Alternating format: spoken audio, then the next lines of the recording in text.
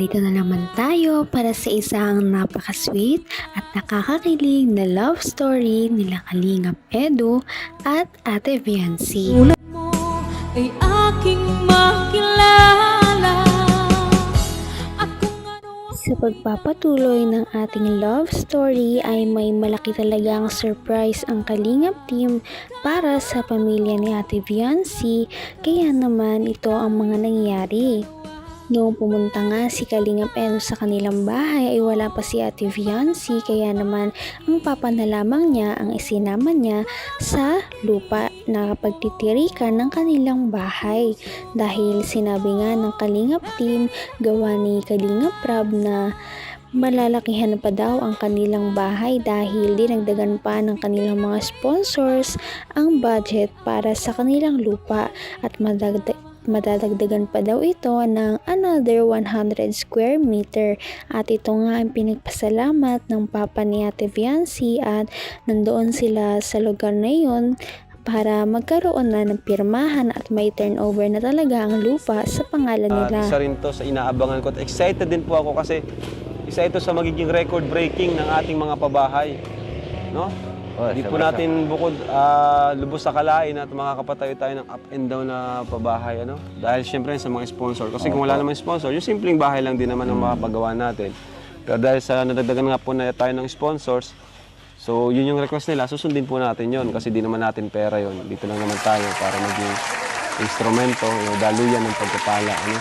Okay. Kaya yun tay, wala ang mga gagawin na lang natin, magpasalamat sa kanila kasi kagustuhan po nila yun, ano? Kahit kagustuhan ni tatay, simple lang, pero yun po talaga ang ano eh. ganun po kasi kaya sila minahal din ng mga tao dahil napakasimple lang po nila. Minsan di po yung nag-demand sa atin, di yung naghingi sa atin. Grabe talaga ang mga blessings na hatid ng Kalingap team sa mga pamilya na kanilang mga beneficiaries.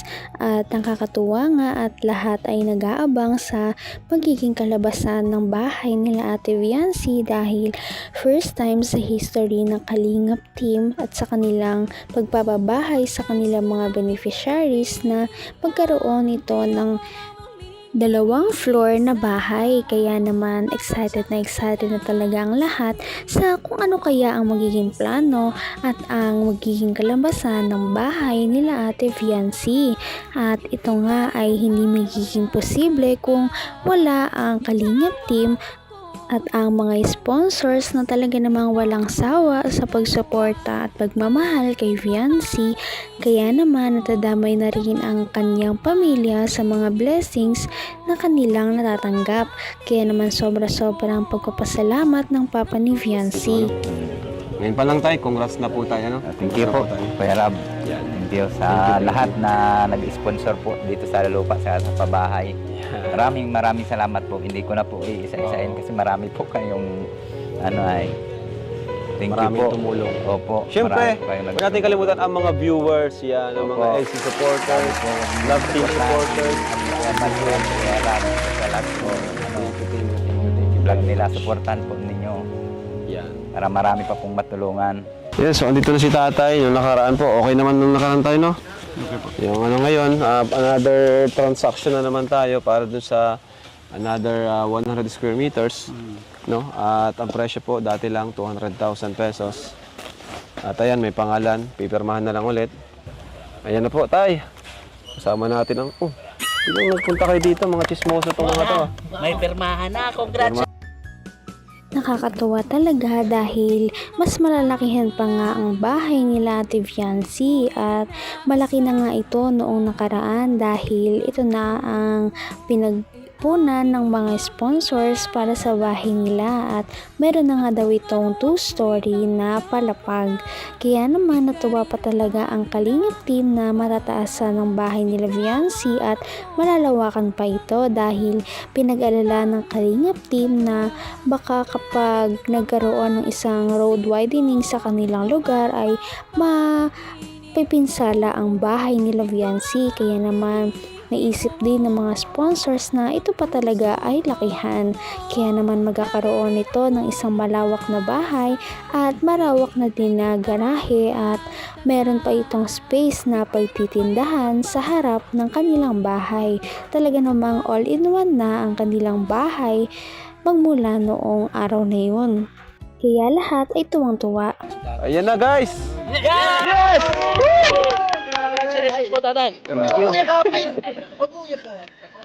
So, ito po, yung 200,000. Oh, hawakan mo ato. Hawakan mo lang. O yan, nakahawak ka na. Tama na. Hawak. Hawak lang. Ayan. At least dumaan sa inyo, ano? Nakahawak kayo 200,000. Tay. Yes!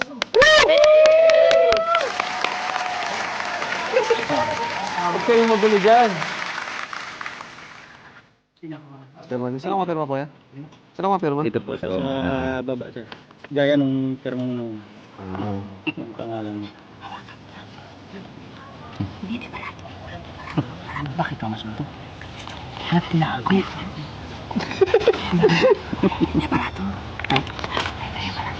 At ayun na nga, nagkaroon na nga ng pirmahan sa pagitan ng Kalingap team ng Papa ni Viancy at ng may-ari ng lupa dati. Talagang napakamahal ng lupa na binili dahil ito ay nagkakalhalagang 200,000 pesos.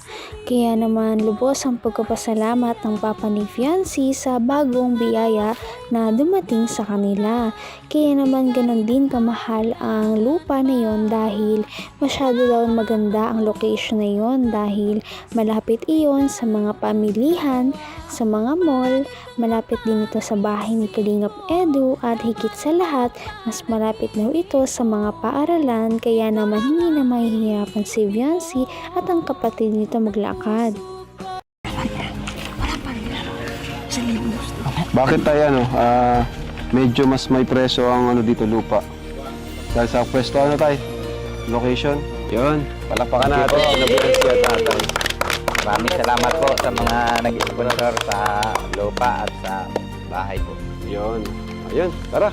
Malapit na mag-uwian sila, no? Diyan si ngayon. Oo nga eh. Ano na oh. Siguro mga 30 minutes na lang. Makakano na yun. 30 minutes na lang po kayo, Do. Sana makita natin siya. Hoy, parang namimiss mo ah. Grabe. Ang hirap pala ng ganito, no? Kailangan pa natin maghintay dito para makita lang siya. Layo pa naman ang lugar niya. Ganun po talaga kayo, Do. Talagang Pagka may namimiss yan. pasok, dapat po talaga maghintay po tayo. Baka Basta. gabihin na tayo ng mga kauwi. Ha? Nandito lang po kami para kahit gabihin po tayo, Kuya Edo, maghintay po tayo dito. Susunduin natin siya tapos ganyan pa ang suot mo. Baka tayo pagtawanan ng mga... Sa kabilang banda, pagkatapos ng pirmahan ay tumungo na nga si Kalingap Edu sa school nila Ate Viancy para siya ay surprise at sunduin dahil hindi na nga sila nag-uusap ng mga ilang araw dahil napapansin niyang parang cold na daw si Ate Viancy sa kanya at hindi na ito nagre-reply palagi.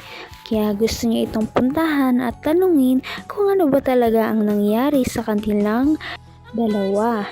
Kaya naman matyaga na naghihintay si Kalingap Edu at ang kanyang mga backup na nasa likod lamang niya at talaga namang nag-entertain kay Kalingap Edu para hindi siya kabahan at hindi siya masyadong mainip sa paghahantay kay Ate Viancy. Yan. Bakit sino ba ililipad mo? Pagkaro may alaga akong dalawang bata. Bata pa po ako, 13 years siya po, na malaki na dyan, no? Hindi. Baka iwasan nila tayo. Hindi po, pagtatanggol po kita, Kuya Edo. Pero ato, ano? Ako super ate. Baka lalo mahiya yung pag nakita kayo. Sa likod na lang po ako, Kuya Edo. Hindi yun mahihiya, matutuwa sa amin yun kasi karakter ng kanilang stop toys. Hindi naman kami kinakaya ni Viancy. Natutuwa yun sa amin. Oo. Nilikat? Wala signal pala dito. Hindi ko siya ma-chat kasi wala Walang signal. signal. Wala rin Walang siya signal. cellphone. Paano yan? Kasi po sana hindi pa tayo naiwan. Sige, ikaw ba't baby? Ginagawa. Ayusin mo. Ayusin mo. Kaya nakapasok din ako eh. Ha?